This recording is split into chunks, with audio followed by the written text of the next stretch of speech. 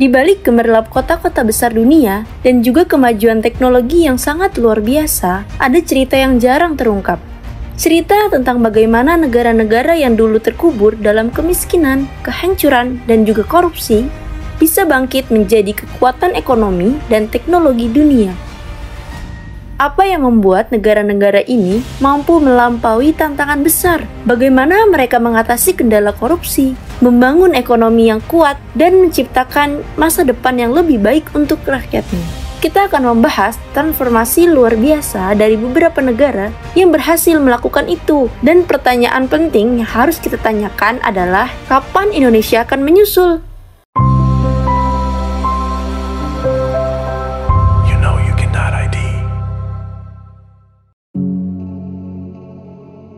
Kisah kebangkitan Korea Selatan bisa disebut sebagai salah satu keajaiban modern. Pada awal 1950-an, negara ini dilanda perang Korea yang menghancurkan hampir semua infrastruktur ekonomi dan sosialnya. Negara itu terpecah, dipenuhi pengungsi, dan kemiskinan menjadi pemandangan sehari-hari. Ditambah lagi dengan masalah korupsi di kalangan elit politik yang hanya memperburuk situasi. Korea Selatan pada saat itu hanyalah bayangan suram dari apa yang kita lihat hari ini. Pengangguran merajalela dan rakyat mulai putus asa. Tapi inilah titik balik, di mana pemimpin seperti Park Chung-hee meskipun otoriter mulai memperkenalkan serangkaian reformasi besar. Dia melihat bahwa tanpa perubahan mendasar, Korea tidak akan pernah bangkit. Korupsi mulai diberantas secara sistematis. Pengusaha yang korup dihadapkan pada dua pilihan, mengikuti aturan atau menghadapi konsekuensinya. Tak hanya itu, fokus utama mereka adalah pada pendidikan. Sekolah-sekolah didirikan, dan generasi muda didorong untuk mengejar pendidikan, terutama di bidang teknologi dan sains. Negara ini mulai berinvestasi besar-besaran dalam industri teknologi. Meskipun saat itu Korea Selatan masih sangat tertinggal. Tapi, para pemimpin dan rakyatnya yakin bahwa dengan tekad dan pendidikan, mereka bisa mengubah keadaan. Hasilnya, Korea Selatan kini dikenal sebagai salah satu pusat teknologi terbesar di dunia. Rumah bagi raksasa global seperti Samsung, Hyundai, dan juga LG. Kota-kota seperti Seoul menjadi simbol kemajuan, inovasi, dan masa depan digital. Seiring waktu, reformasi ekonomi di Korea Selatan tidak berhenti pada pemberantasan korupsi. Investasi pada infrastruktur menjadi kunci utama. Jaringan jalan, rel kereta api, pelabuhan, dan juga bandara dibangun dengan cepat. Ini memungkinkan akses yang lebih baik ke berbagai wilayah di negara itu, membuka peluang ekonomi baru, serta menghubungkan negara itu dengan pasar global. Namun, yang paling penting adalah pengembangan industri teknologi. Pemerintah bekerja sama dengan sektor swasta untuk menciptakan lingkungan yang mendukung inovasi. Mereka mendirikan taman teknologi, memberikan insentif untuk penelitian dan pengembangan, serta mendukung para pengusaha teknologi lokal yang ambisius. Inilah fondasi yang akhirnya mengangkat Korea Selatan menjadi kekuatan global di bidang elektronik, komunikasi, serta otomotif. Salah satu momen kunci adalah pengembangan jaringan 4G dan 5G yang membuat Korea Selatan menjadi salah satu negara pertama di dunia yang mengadopsi teknologi komunikasi canggih. Ini membuka jalan bagi otomatisasi industri dan ekonomi berbasis internet yang kuat. Apa yang dulu hanya impian, kini telah menjadi kenyataan. Namun, kebangkitan luar biasa bukan hanya milik Korea Selatan. Mari kita lihat contoh dari Cina. Negara yang telah menjalani transformasi paling dramatis dalam sejarah modern. Pada akhir tahun 1970-an, Cina berada dalam situasi yang tidak jauh berbeda. Kemiskinan, korupsi, dan isolasi internasional membuat negara ini sulit untuk bergerak maju. Pada era Deng Xiaoping, informasi ekonomi mulai dilakukan dengan tajam. Namun, ada satu penghalang besar yang tidak bisa diabaikan, yakni korupsi. Pada awal era reformasi, korupsi menyebar luas dalam pemerintahan Cina. Banyak pejabat tinggi menggunakan posisi mereka untuk memperkaya diri, seringkali dengan merugikan rakyat.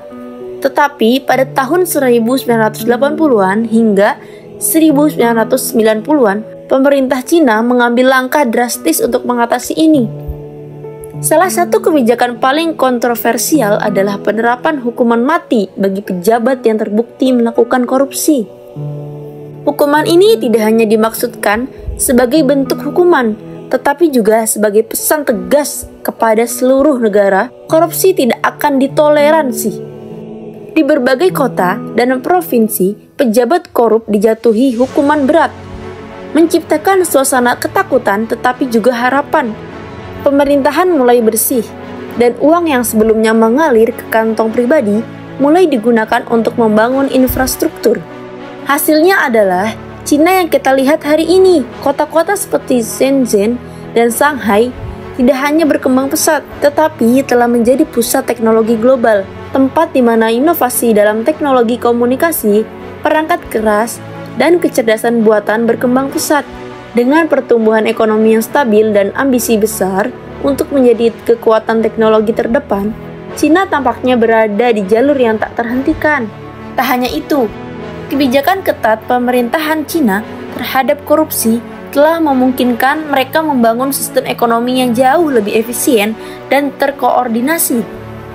Proyek-proyek besar seperti Jalur Sutra Baru adalah bukti nyata bagaimana korupsi yang terkendali dapat mempercepat pembangunan nasional.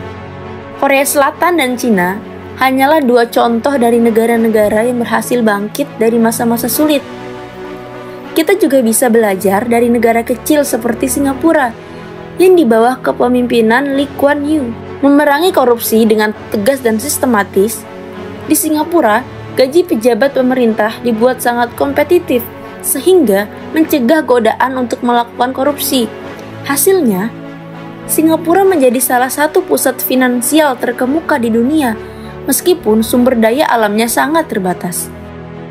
Lalu ada Estonia, negara kecil di Eropa Timur yang memiliki jalur digitalisasi penuh. Setelah keluar dari bayang-bayang Soviet, Estonia tidak hanya berfokus pada pemberantasan korupsi, tetapi juga menciptakan sistem pemerintahan yang sepenuhnya digital.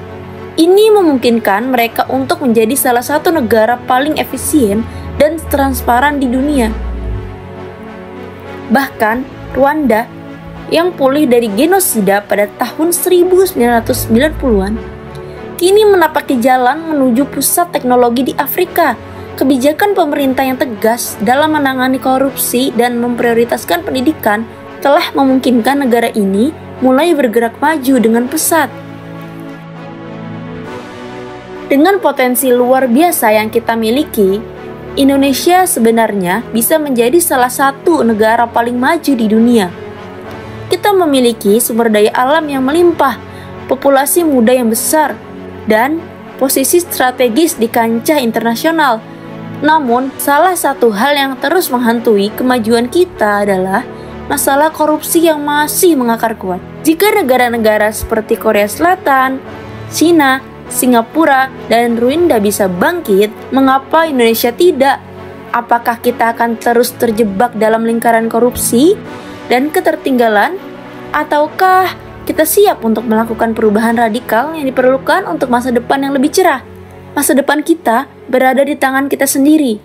Perubahan tidak akan datang dari luar, tetapi dari dalam diri kita sendiri. Indonesia, kapan giliranmu untuk bangkit?